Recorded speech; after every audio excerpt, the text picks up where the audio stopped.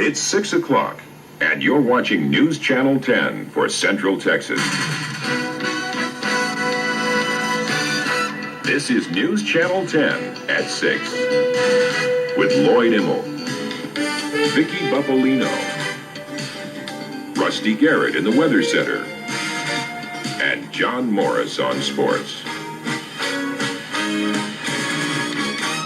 And of this day, so help me God. So help me God. Today is the day Ann Richards has been waiting for, Inauguration Day. And it's also the day our soldiers have been waiting for and training for, Iraq's deadline to get out of Kuwait or else. Thanks for joining us. I'm Lloyd. And I'm Vicki Buffinlino. Half a world away this evening, 400,000 Americans, more than 20,000 from Fort Hood, face the real prospect of war. That prospect is no less real for National Guard and Reserve units training at Fort Hood, who are also watching the clock wind down. Sarah Fernandez now joins us live from the main gate on the post with more. Sarah? Vicki, as for the surrounding communities, everyone must be holding their breath. Things are very quiet and very calm for now. Vicki? Okay, Sarah Fernandez, thank you. With the threat of war looming, thousands of Texans today turn to prayer in search for a miracle that would avert war. The mood was especially somber here in Central Texas, where many have friends and loved ones serving in Operation Desert Shield. In Temple today, some residents gathered at St. Luke's Catholic Church to pray for a peaceful outcome to the Gulf crisis in these last hours before the deadline. About 200 people turned out for the prayer vigil, which was one of many around Central Texas today. Several other prayer vigils are scheduled for this evening.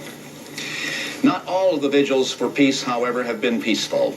Reporter Joel Thomas joins us now live with the story of a peace rally on the Texas A&M campus that took a violent turn. Joel?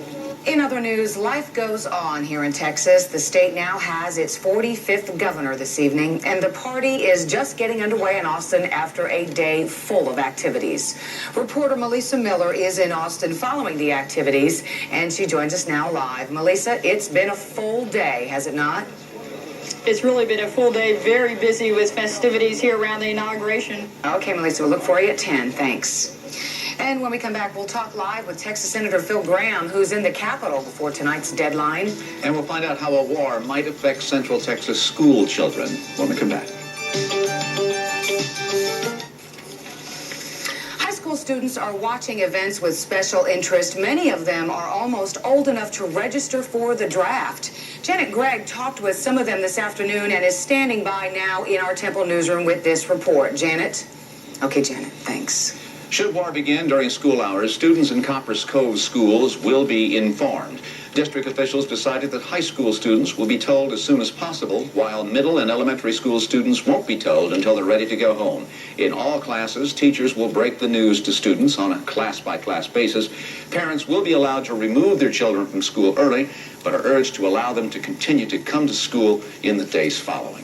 The nation's capital is clearly on war footing this evening. Security is tight, and so is the flow of official information coming out of the Capitol. Joining us now live from Washington to help us understand what's happening tonight is Texas Senator Phil Gramm. Senator, the deadline is just hours away. In your opinion, how close are we really to war tonight? Well, Vicki, I think it's clear that we're beginning to reach the end of our options in terms of a peaceful settlement. I met with the Vice President and the Secretary of Defense today. Senator Gramm, thank you. Thank you, Vicki. And we'll check in with Rusty Garrett to see how things are going weather-wise this evening. Don't go away.